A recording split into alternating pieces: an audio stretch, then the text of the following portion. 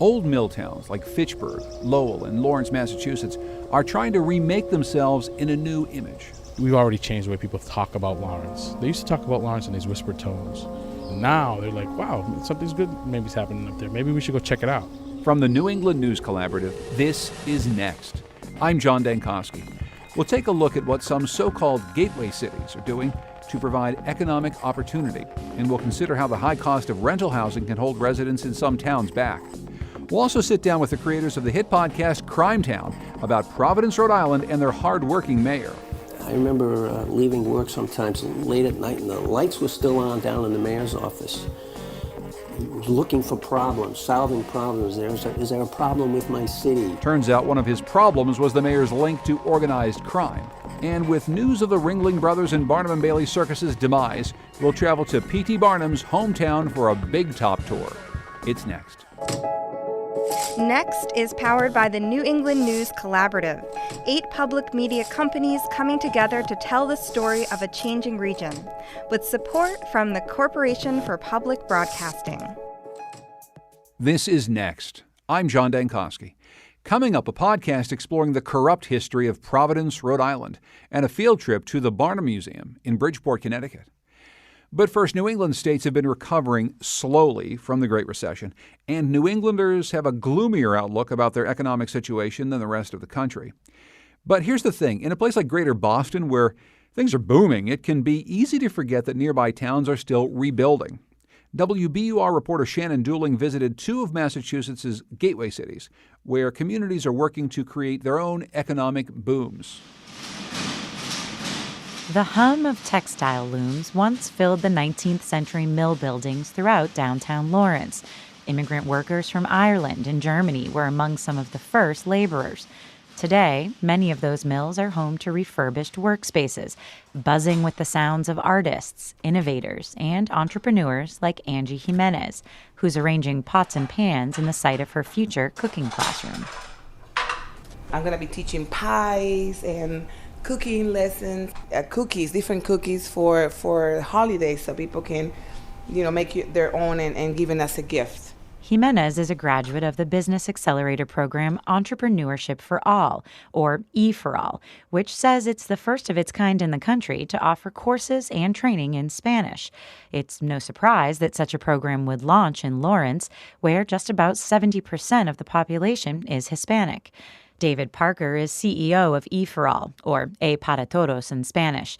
He says after 2 years, graduates of the program have created 150 jobs in Lawrence and nearby Lowell, a key measurement of the program's success. Because manufacturing across the U.S., and certainly here in these cities in Massachusetts, has declined, the immigrant communities still exist. There's social services to help people who speak your language, who have built neighborhoods now, except the jobs don't exist. New England mill towns were once global manufacturing hubs, pumping out cotton and wool products, attracting immigrant workers from around the world. But one by one, the mills closed when faced with factors like modernization and global trade. The unemployment rate in Lawrence is now among the highest in the state, a dubious distinction the city shares with places like Springfield and Holyoke, all former mill towns now known as gateway cities. On paper, it might not be the most flattering title. State law defines a gateway city as a mid-sized municipality where the median household income and rate of education are both below state averages. But Lawrence Mayor Daniel Rivera says there's more to gateway cities than those metrics alone. Lawrence is a place where people work. We've always been a place where people work. Rivera says he's proud of the city's immigrant heritage and the work ethic he believes accompanies those roots. He says owning that immigrant identity has helped shift the image of the city. We've already changed the way people talk about Lawrence. They used to talk about Lawrence in these whispered tones and not so great intonations. And now they're like, wow, something's good maybe happening up there. Maybe we should go check it out. Despite ongoing challenges, Rivera says Lawrence is poised for progress, and it's only a matter of time until people recognize the city as an affordable place to live and work. That's the hope in many of the state's 26 gateway cities, especially those just close enough to see the glow of the red-hot market in Boston. But looking at a recent report from the MassInc Policy Center, it appears Boston's boom remains largely isolated from the rest of the state. Benjamin Foreman is research director at Mass Inc., a nonpartisan think tank.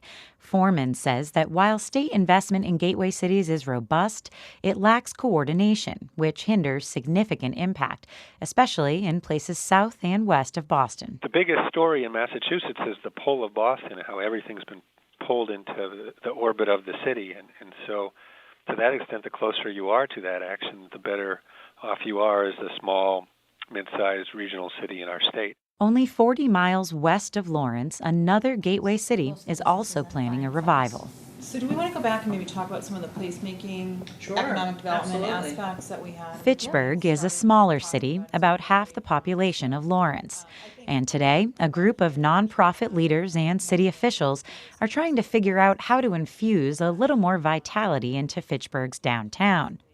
Mayor Stephen DiNatale, who took office in January, says the city's weak real estate market has yet to fully recover from the subprime mortgage crisis. So what does that mean? Well, nearly 1 in 5 homes in Fitchburg are underwater on their mortgages, according to real estate tracker Zillow. An old housing stock and crumbling commercial and civic buildings present another challenge, one that Mayor DiNatale says the city is addressing. Demolition. When I took over, the demolition figure for Fitchburg was about $30,000. This year, we're going to be spending close to $1 million. DiNatale says that increase reflects a better system in place to identify blighted properties, as well as a renewed commitment to improving the community. That will take care of, in terms of removing some of those areas that bring a neighborhood down. I mean, the challenge is more of those buildings than we can deal with. So we're going to chip away at it every year. Fitchburg, a city once known for its bustling paper mills, is also chipping away at a new identity. Some of that work falls on the plate of New View Communities, a local community development corporation. Walking out onto Main Street, New View Executive Director Mark Doan sees more than vacant storefronts and sparse sidewalks. He also sees opportunities and success stories. We have about 7 businesses just right in this little section of Main Street that we work with. So Brothers Barbershop, Luis started it on his own. He came in for us, got a technical assistance. It's impossible to get your hair cut there now because he has so many people with him. Heading north of Main Street, Doan stops in front of the vacant B.F. Brown School, New View's next big development project, which Doan says will be renovated into artist apartments. The old school is across the street from the Fitchburg Art Museum, an institution Doan says is integral to Fitchburg's sense of place. One of the things that we think of for Fitchburg, it is one of the cultural hubs of the area. It has the art museum, it has the university, and we want to build on that asset. This neighborhood in particular, it's one of the more diverse neighborhoods in north central Massachusetts, and that's another type of culture that we want to take advantage of because people who live here want to celebrate their own culture. Everywhere I look, and with every example you've pointed out, it's this melding of old and new, yes, of embracing the history with an eye on the future. That's what it is. I think all great places, it's not just the old, it's not just the new, but it's being able to accept that change as opposed to being afraid of that change. It seems Fitchburg and Lawrence are embracing change, recognizing their Milltown histories while crafting a vision of their future as gateway cities. And that willingness to change may be one of the most important indicators of success. That's Shannon Dooling reporting. To see pictures of her trip to the gateway cities of Lawrence and Fitchburg, Mass., go to nextnewengland.org. The revival of former mill towns is a long process, and as Shannon reported, it seems the closer you are to the boom that's happening in Boston, the better off you are. And the same thing goes for cities in southwestern Connecticut in the orbit of New York City. But here's the problem. Economic booms bring high housing costs, sometimes far exceeding what lower-wage workers can afford. That's especially problematic in many of New England's coastal communities. As rent prices go up, assistance for those who can't afford those rents is not coming very fast. Andrew Flowers has been writing about this. He covers economics for 538. Andrew, welcome to Next. Thanks for having me. Could you tell us the story of Makara Meng? She's a woman you met in South Portland, Maine. Yes, Makara Meng is a single mother raising 4 kids. alone, a little more than a welfare check. And she had a very successful life through 2013, but in that year, everything crumbled for her. Her and her husband at the time had a business. They ran an international grocery store in South Portland, Maine. They owned a home. But that year, Makara's mother died of cancer. They lost the business, and her husband left her. He moved to Cambodia, where she had immigrated from 3 decades earlier. So at the culmination of all these bad events, she lost her home after owning it for over 10 years. She is sadly illustrative of a general point, which is that millions of Americans in the U.S. are struggling, and in particular, Makira is struggling to find affordable housing in South Portland, Maine. She and her 4 kids that she's raising live in a 3-bedroom apartment. They spend about $1,500 a month, utilities not included, on that apartment. And she's been on a waiting list for over 2 years now to get housing assistance in South Portland. But she's still on that waiting list 2 years in, and it's going to last up to 5 years before she actually gets help. And while the government has established several housing assistance programs to help them, the vast majority of these poor Americans who qualify for the programs don't receive housing aid. And if they do, it comes after years on a waiting list, as Makara is going through right now. So, of course, one piece of this is the availability of housing assistance, whether or not you have to wait on a list for such a long time. But let's get back to the issue of just what affordable housing is. How is it defined exactly? In terms of affordability, rents are rising, especially in expensive coastal cities. Wages are also, for low-income workers, pretty much stagnant for the past 15 years. So this creates a burden on the household side in terms of the income they have and what it costs to get housing, and how the government defines this. So this is the data that backs it up. They define a household as being burdened by housing if they spend more than 30% of their income on housing costs, including utilities.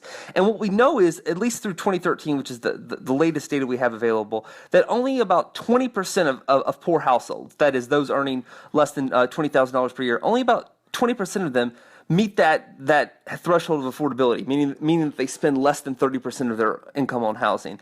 And this problem is getting worse. The share of these poor families that devote more than half of their income, more than 50% of their income to housing costs has gone up over the last 25 years. So we have this really, stark contrast between poor families who spend a large share of their income on housing, and it's getting worse, with middle class and affluent families that the vast majority spend less than 30% of their income on housing. And then there's supposed to be housing assistance that would help people get through tough times like these, or if you lose a job, you have medical expenses, and you end up needing to rent an expensive place, an expensive town.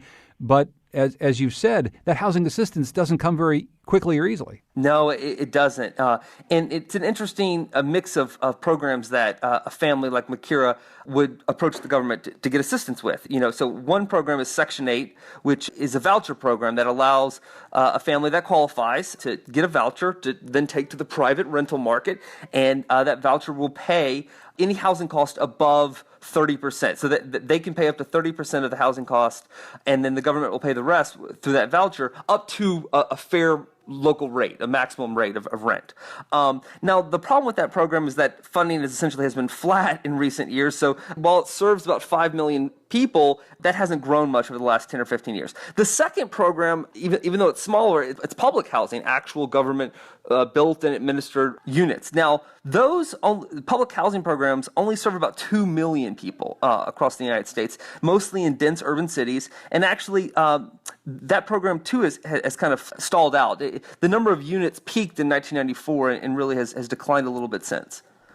So one of the struggles for someone like Makara is her life's already been turned upside down, but she tells you, I want to stay in South Portland, Maine. I want to stay in this relatively expensive coastal city. And in some ways she's stuck because she doesn't want to move, but she might not be able to afford to stay. Exactly. It's a real conundrum because as I profile in my story, Makara has her kids in the school system there. You have close community and social ties. You're trying to find maybe a better job for yourself in that city, and you don't want to leave. But at the same time, if it's an expensive city, it can be hard, especially for a single mom with 4 kids. It can be really hard. And so how the government, through these housing assistance programs, tries to deal with that is, well, number one, they vary the fair local rate that you're allowed to get through the Section 8 voucher. So So in New York City, you're allowed a bigger voucher than you are in say, rural Kentucky. And then also in the more dense cities, the public housing authorities are likely to build actual public housing units to assist people. But the problem in either scenario, if you're a family like Makira and her kids who are trying to get affordable housing in an expensive city, the problem is even if you qualify for these programs, there's just an overwhelming amount of demand. So what I calculated is that 2/3 of families at or below the poverty line, they don't receive any housing assistance at all. So most people think, and I think this is pretty profound, most people that I spoke with about this story think that, if it's like food stamps, if you qualify for this part of the social safety net, you're just going to get it. But it's not true with housing. It's not an entitlement. For many of these families, the issue isn't that they don't qualify for help. It's just that the help they need isn't available. So only 1/3 actually get help. About 17% get a government subsidy through Section 8. They get a voucher. About another 15% live in public housing, and a very small percentage of these people actually get rent-controlled units in dense cities. But overall, 2/3 don't get any housing assistance at all, and it's creating an affordable housing crisis for low-income Americans. Andrew Flowers is an economics writer for 538. Andrew, thanks so much. Thanks so much. Coming up, we'll talk to the creators of the Crimetown podcast, who are focusing their first season on the corruption that was entrenched in Providence, Rhode Island. It's next.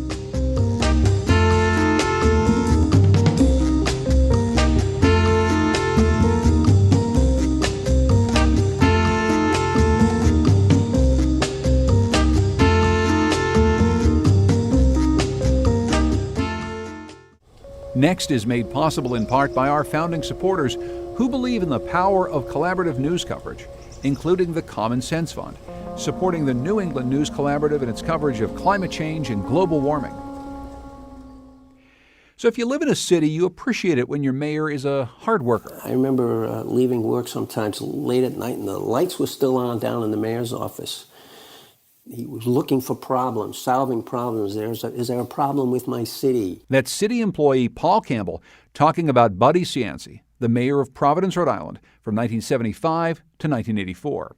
An Italian Republican in a city formerly controlled by Irish Democrats, Cianci loved Providence, and Providence, well, it loved him right back. But he also loved publicity, letting people know he loved Providence. It was said he would come to the opening of an envelope. Cianci later admitted that in order to get elected, he had to, quote, make arrangements. Arrangements, that is, with organized crime. Now, that's just the beginning of the stranger-than-fiction tale that unfolds in the first season of the podcast Crimetown. Hosts Mark Smerling and Zach Stewart-Pontier know how to tell a crime story. They were behind the HBO series The Jinx. We caught up with them to talk about the story of how Providence became the center of organized crime in New England and how the city has changed. Mark and Zach, welcome to Next. Yeah, thanks for having us. Hello. First of all, why did you pick Providence as the first location for your new show? I have history in Providence. I married a woman, an Italian girl from the Federal Hill area. She's from Smith Street, actually, which is another hill, but very close. Through her father, I had met Buddy Cianci years ago when I was in college, and I had become sort of a fan of Buddy's, and I watched very closely as he went through his trials and tribulations. How willing were people to talk to you about this time and these characters, knowing that some time had passed, certainly, but there's a lot of people who are tangled up in some pretty dicey stuff. I mean, did you find Providence opening their doors to you, or did you have a lot of doors shut in your face? Well, we had a lot of doors shut in our face, but we stuck in. We started this 2 years ago. Right after The Jinx aired, basically, within a couple months. And we just started doing audio recordings with people. We started with a guy named Bill Malinowski, who's a, sort of renowned criminal crime reporter up at the Providence Journal. And he introduced us to Charles the Ghost Kennedy, who is a guy who was part of Wimet's clan under Patriarcha as a young man, and then became his own guy and ended up being arrested for drug dealing and did 16 years. And he sort of introduced us to some more people. And it just took time, I mean, you come to a story at a certain time in its evolution, and it'll open up to you. And this story of Providence in the 70s, 80s, and 90s, up until the end of Buddy in 2000 with Plunderdome, it was the time for it to be told, I think, and people recognized that. Charles Mansolillo spoke to us, Paul Campbell, people in Buddy's administration, and Buddy was going to speak to us. Why do you think it was the time to tell this story? What was it about the evolution that made this a ripe time? Well, things have changed in Providence. The ethnic culture of Providence has changed. Providence has become more transparent about how it's governed. I think Providence right now has the most comprehensive ethics laws. They just voted in an ethics commission, I think. So, things have really changed and people have changed. And I think that the recognition of that is important, and people wanted to talk about it. And then from the organized crime side of things, that's, obviously that's still going on to some extent, but nowhere near the level that it was going on during the time that we're covering in the show. So we've talked a bit about Buddy Cianci, and we're going to hear more of his story, but maybe you can explain to our listeners who don't know exactly who Raymond Patriarca was. Raymond Patriarca was I kind of think of him as the model for the original Godfather, for Marlon Brando. He was very quiet, very understated, but he was the most powerful mob boss on the East Coast and arguably one of the most powerful mob bosses in the country. His reach went, from Bible factories in the Midwest to Las Vegas. He had relationships with the New York families. He had relationships, obviously, in Boston. He had a strong hold on New England, but he was also on the commission, the commission of the families that sort of run the organized crime across the country. He was very well respected.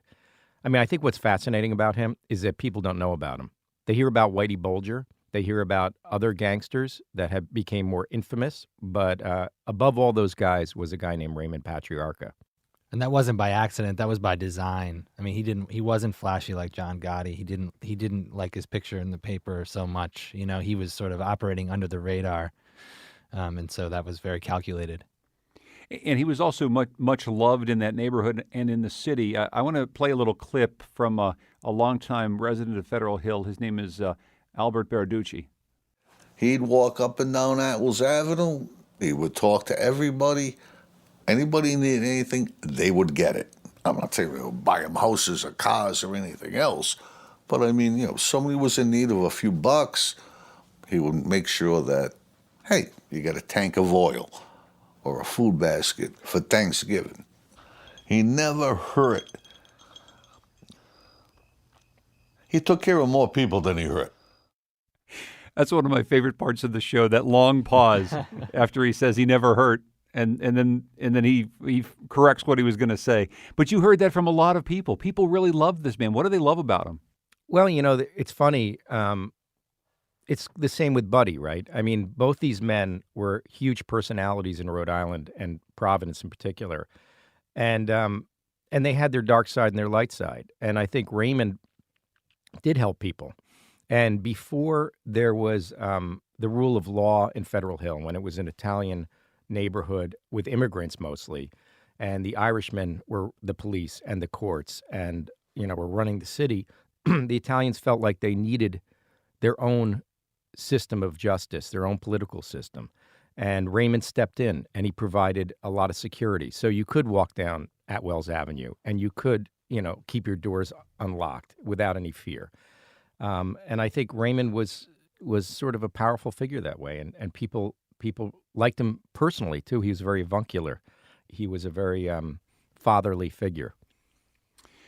So on the other side of the story, you have this young prosecutor who later becomes mayor. His name is Buddy Cianci. What's the first time these two really interact? It's told early on in your series, and it's a really foundational piece in how we understand Providence over the course of the next couple decades. Yeah, well, Buddy was a young prosecutor, and just starting out in his career. And in 1972, there was a new trial for Raymond Patriarca, and he was charged with a conspiracy to commit murder. And Buddy was one of the prosecutors on that case, and so they tangled on that case sort of as adversaries, and that sets up this struggle for the soul of the city. These two guys sort of go head to head for many years to come. And of course, Buddy Cianci, as a Republican, was going head to head not just against a crime boss and his machine, but also against the Democratic machine. We're going to play a clip in a moment, but maybe you can talk about some of the characters and the way Providence was run before Buddy came into office. Well, the Democratic machine it's not just a thing of Providence. It was a machine that really controlled a lot of the cities on the East Coast, and it was mostly run by Irish Democrats from immigrant families who had pushed the WASPs, so to speak, out of government and had taken over. And it was a patronage system, and everybody looked after each other, particularly in a state like Rhode Island, which is so small, where everybody sort of knows everybody. It's very easy to fall into patronage, where you're giving friends and family jobs. And then that quickly becomes, hey, I got to get reelected, so you get people to vote for me, and I'll make sure that your cousin gets a job too. So there was a tremendous amount of fat or pork in the government. And Buddy came into that government at a time when it was just about to topple over. I just want to play a quick piece of tape. This is a man named Larry McGarry, one of the characters who are part of that time. McGarry was the party chairman and a legend in Providence. He used a wheelchair to get around, and he operated out of a small, smoke-filled back room in the Public Works Department. He was arguably the most powerful man in the city. They called him Mr. Democrat. Larry McGarry was the guy that ran basically Public Works, and the old story was that before you talked to him, he had a little cigar box on his desk. You had to make a contribution in the cigar box before you talked to him. And there were bunches of guys like this, and so when Buddy runs, he runs knowing that this is the system, knowing he's got to play as part of the system, but he also runs a kind of anti-corruption campaign. Talk about how he balanced these two things, wanting to be a crusader against the system, but then needing to work as part of the system if he was even going to get elected. I think Buddy was very clever at that time, and he saw an opening. And what was going on within the Democratic Party during his first run for mayor was that they were fighting each other. Larry McGarry was fighting Joe Dorley, the incumbent mayor. And Buddy recognized really quickly that there was a space for him after those two guys battle it out, that the person who lost would be his ally.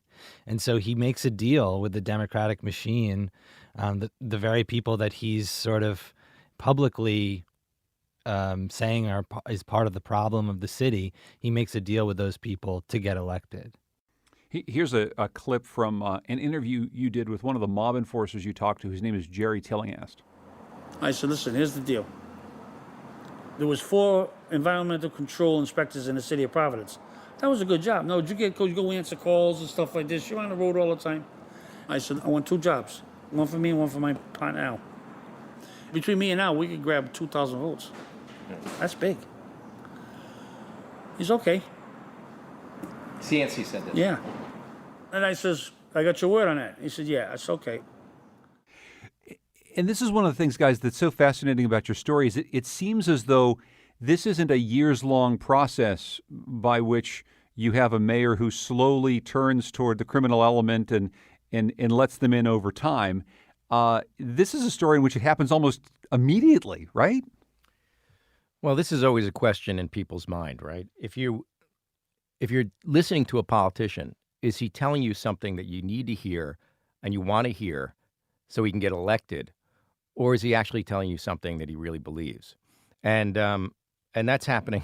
Certainly that's happened in the last presidential election. So, this is not a new theme. I mean, Buddy was a powerful force. He was a big ego, and he wanted to get elected. And in the city of Providence at that time, he could not get elected without dealing with 2 things, the Democratic machine and fellas in organized crime from Federal Hill. And to disregard those people was death. So he had to make deals on both sides. But that doesn't mean that both things can't be true. I think he did love the city, and I think he did want to do good, and I think both things are possible. Both things can be true. It's clear that he loved the city. It's also clear it was important to him that he was part of the Italian-American community there. I want to play one last clip, and this is him speaking at the Republican National Convention in 1976, and he's essentially taking on Jimmy Carter. Let's listen. For too long, ethnics have been treated as votes and statistics by democratic political machines that stifle their hopes, laughed at their ambitions, and scoffed at their dreams.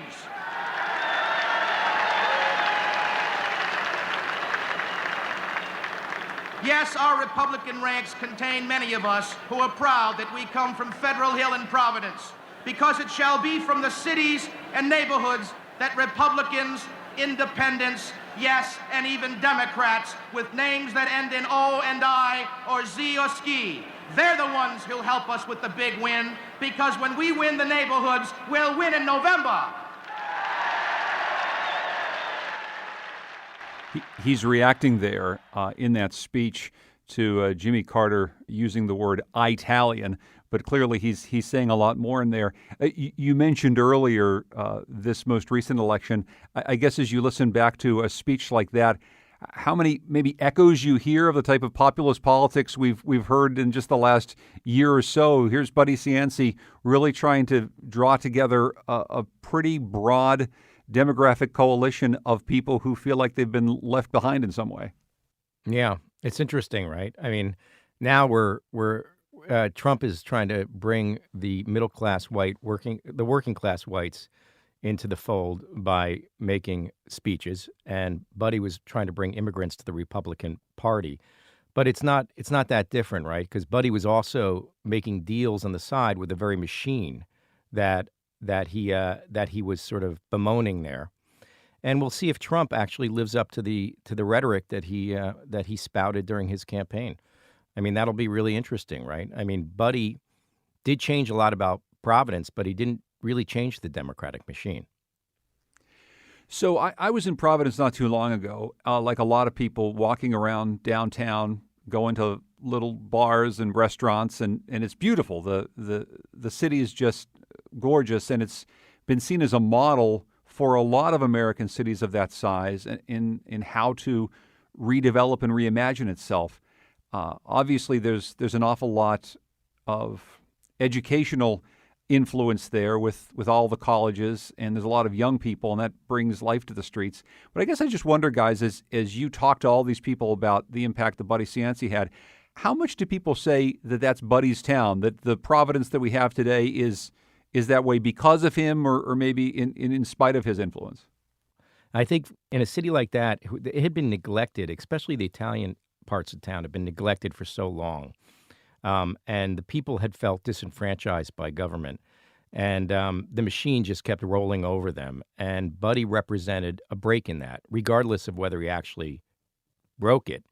He did change things for Providence. And he brought a lot of federal money in.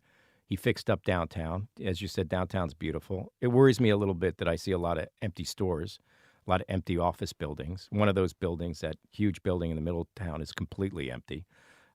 So, there's still a lot of work to be done to attract people into the center of the city. But Buddy laid the foundation for success. A last thing for you guys. How much does your mind change when you work on a project like this and you have some great stories, maybe some great storytellers, but then you really dig in? Have your minds been changed about any of these characters, either on the political side or on the mob side? I think it's a constant conversation that we have with each other of how we're feeling about any number of the characters, and I think we're pretty in touch with that swing. These are very gray characters, and they're good and they're bad and they're in between, and I think we try not to judge them, and we try to just tell the story in the most honest way we can. Yeah, it's hard not to wince every once in a while, particularly with Buddy. Every once in a while we'll listen to something about Buddy or what Buddy says, and you'll kind of, I like this guy, Buddy Cianci. I don't want to feel like he's doing something wrong, but ultimately he did some wrong things. But those answers you just gave, that really gets to why you guys like to tell crime stories. I mean, these are really complex characters. Yeah, and the stakes are very high. I mean, crime is the ultimate dramatic situation, right? The stakes are extraordinarily high, sometimes life and death. So everybody's sort of reacting at a very high emotional level, and for reasons that are sometimes difficult to discern. There's a lot of gray area in the characters that are in Crimetown. I mean, nobody's good, nobody's bad. Everybody's sort of swinging back and forth from good to bad. And it's, one of the things we're aware of is that we're making you fall in love with mob enforcers who are funny and sort of charming, and we're making you fall in love with Buddy. Every episode, Buddy does something that you're a little like you wince at, but then you realize, God, he's so charismatic and so powerful as a person, and you got to give him a break because he's trying to do something good. He's trying to change things. Well, Mark Smerling and Zach Stewart-Pontier, thanks so much for spending some time with us, and congratulations on Crimetown. It's a great show, and we're looking forward to hearing more. Thanks for having us. Thank you. Mark Smerling and Zach Stewart-Pontier are the co-hosts and senior producers of Crimetown, a podcast from Gimlet Media. You can find links to Crimetown and a Buddy Cianci campaign video at our website, nextnewengland.org. This show, by the way, is also available as a podcast. Just search for Next New England in iTunes or wherever you get your podcast. Coming up, a trip to the Barnum Museum in Bridgeport, Connecticut. It's next.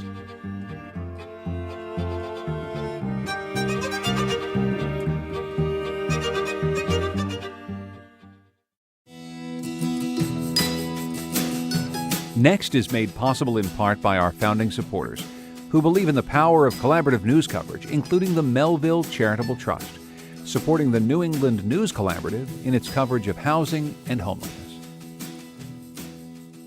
Last month, the Ringling Brothers and Barnum and Bailey Circus announced that it will close after 146 years.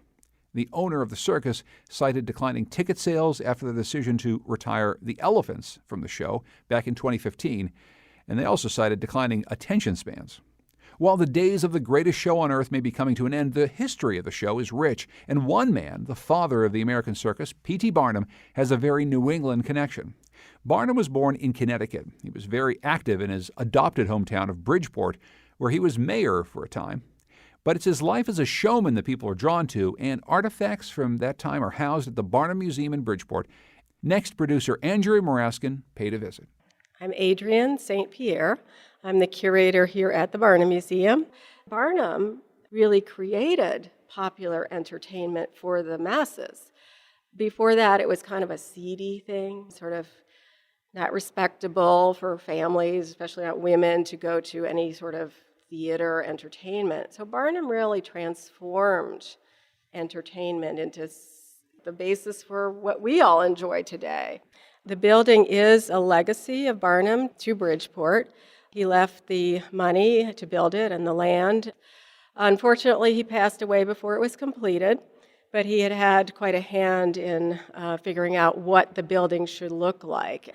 Our building has all kinds of terracotta ornamentation, and when you stop and look, you see animals hidden in amongst the leaves and the flowers and things, and around the top there are historical scenes and busts of famous people. So it's really an extraordinary building. It is on the National Register. How did Barnum become so wealthy?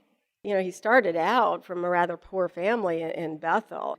In his early 20s, he started a newspaper in Bethel. He did it for 3 years, and then he decided he really wanted to be in New York City.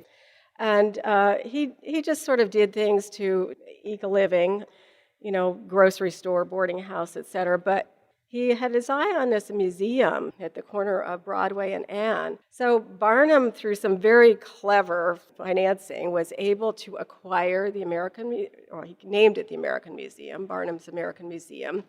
That's how it all started. What really drove him to wealth and fame was his meeting with Charles Stratton, little boy born in Bridgeport in 1838. Barnum was introduced to him when this little boy was not quite even 5 years old. At the time Barnum met him, he was only about less than 2 feet tall.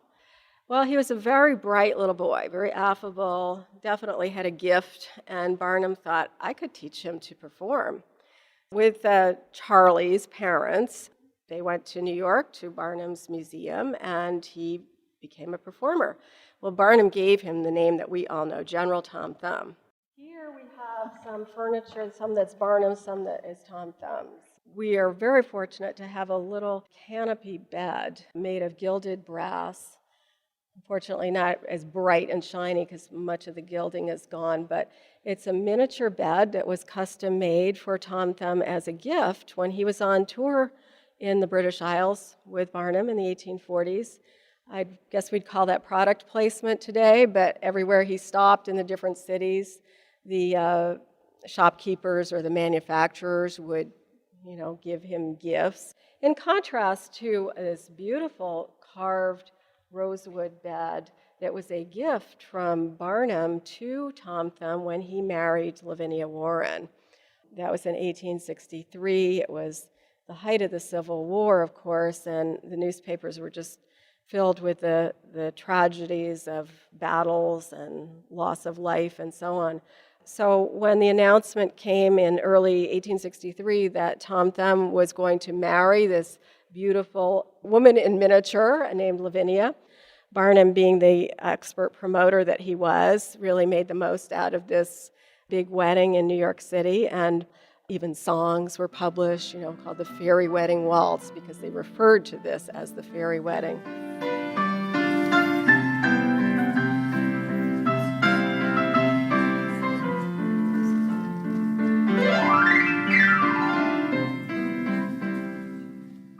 Talking about a miniature person, teaching them to perform, wasn't there kind of a freak show aspect to how Barnum started and made his money? Well, he did start off with showing an elderly woman. She was African American. The story, which Barnum had not made up, was that she had been the nursemaid to George Washington, and that she was 161 years old, I think. So she was very, very elderly and crippled. That was something that he did regret as he got older. That was not an appropriate thing to do. But in other respects, when Barnum brought people to perform at the American Museum, they became like part of a family. He had people who were extremely tall or albino or, had physical differences, but he did not refer to them as freaks. He called them natural wonders. He was respectful of them as individuals, and they were quite loyal to him. And he was really giving good employment to people who would probably otherwise struggle to survive in a cruel society, shall we say. This is our storage area. I pulled some of the racks out to show you some things that are on the wall. There's a wonderful poster here that's not a commercial one in terms of the circus, but it's really a biographical poster called Scenes from a Long and Busy Life. And we love the subtitle, which says, "The sun of the amusement world from which all lesser luminaries borrow light." And in the center, there's an oval portrait of Barnum. And surrounding that are these little vignettes which show some of the key things that he had done in his career up to that point. We see the American Museum. We see him introducing Tom Thumb to Queen Victoria. We see him speaking before the state legislature. He gave a speech to ask that they ratify the 13th Amendment. Certainly a jack of all trades, and not a humble man if this poster was commissioned while he was alive. No, he definitely began to recognize himself as, I sort of liken it to the way Martha Stewart uses her image everywhere on magazines, everything she does. By the 1840s, he was realizing that people were as interested in seeing him as they were the, exhibits in his museum and so on. So this is a centaur. Now, this is, as you can see, a skeleton, half horse, half human. And as Barnum did with his American Museum, we invite people to come and look at it and decide for themselves if it is real. Barnum always liked to give people value for their money. One of his more famous exhibits was the Fiji mermaid, which he had at the American Museum soon after he opened. People probably thought they were coming to see something quite glamorous. And instead, they saw this rather hideous half monkey, half fish. But, people were talking about it, and they could come and say, well, I've seen it, and well, I think it's real, or no, I don't think it's real. When we were offered the Centaur, we thought, this is exactly the kind of thing that Barnum would have shown in the American Museum. Thank you so much, Adrienne. You're very welcome. I'm glad you stopped by today. Our visit to the Barnum Museum in Bridgeport, Connecticut was produced by Next producer Andrea Maraskin. You can find out more about the museum at nextnewengland.org. Now, the Ringling Brothers and Barnum and Bailey Circus may be closing, but at the New England Center for Circus Arts in Brattleboro, Vermont, aspiring circus performers continue to train. And in a lot of ways, the staff there say the future of circus arts has never been brighter. Vermont Public Radio's Howard Weiss-Tisman brings us the story. Good. Better on the up, Miranda. Still a little low. Pretty low. Yeah. Yep. Do it again. It's Monday morning at the New England Center for Circus Arts, or NECA, and graduates of the program are taking advantage of the open studio. NECA is a training school for professional circus artists, and co-founder Elsie Smith is working with two aerialists who are practicing a flip high up on a single trapeze. Okay. I took it that way instead of that way. Smith co-founded NECA 9 years ago with her twin sister Serenity. They've both performed with Ringling Brothers, and a number of the center's graduates have gone on to work with The Greatest Show on Earth. Personally, I was surprised that they decided to close the entire circus portion of Feld Entertainment, so the Ringling Brothers, Barnum and Bailey. I had been speaking with many people leading up to this about the idea that they were going to combine some of the different tours that they have, they're called units, into one tour. So I was surprised that they decided to call the entire thing quits. The producers of Ringling Brothers announced this weekend that the touring three-ring circus would give its last show in May due to high operating costs and declining ticket sales. About 500 people worked for two traveling shows. The circus stopped using elephants last year, and that's cited in part for the declining ticket sales. Doug Stewart is a NECA graduate, and he was practicing in the gym Monday. He says for so many people, Ringling Brothers was their first experience with the circus, and he wonders what the impact might be on getting younger performers involved in the art. Like, it was the first circus that I went to as a kid, and for a lot of people, Ringling is what people think of when you think of circus. For the people that don't know what circus is, like, you ask a random person off the street, and they have images of Ringling Brothers, and it's sad that that image and that mentality of what circus is no longer going to be here. Stewart auditioned for a spot with Ringling Brothers this summer, and he was put on a waiting list. So that won't be happening, but Stewart sees other opportunities out there. As far as my dreams, I started my own company. There's a lot of smaller companies that are forming now, and I think the future of circus that I see is a lot more smaller companies and theaters as opposed to the traditional style and tents. Some people will say that you want to make sure that they're flipped the opposite direction so that they can't unlock, because it only unlocks in one direction, this way. The New England Center for Circus Arts is busy this morning. There's a guy spinning inside an enormous wheel. A woman is practicing graceful moves on a rope that hangs from the ceiling, and a small group of performers spot each other as they try acrobatic moves across the padded floor. The performers are strong and confident. Their work is rooted in the centuries-old tradition of circus arts, but their movements speak to a contemporary art form. In America, the circus school, the training, the artistic playing of circus mixed with theater, circus mixed with dance, circus as a contemporary voice is still very, very strong. Smith says it's sad to see a venerable institution like Ringling Brothers fold up its tent, but there's another part to the story. Circus arts in America is changing, and this just really puts a public title to everyone out there that circus is changing. We've been aware of it for a long time, those of us who are on the inside, and it's going to be a journey for us to try to remind the American public that we're still here and we're still alive and we're still doing really well. It's just a different art form. NECA started in an incubator warehouse space in Brattleboro, and work is now underway to build a $2.5 million training center for circus arts on the north end of town. Future graduates won't be able to work with Ringling Brothers and Barnum and Bailey Circus, or with the Big Apple Circus, which also closed recently. But Smith says today's circus performers have a new show to create. That's Vermont Public Radio's Howard Weiss-Tisman reporting.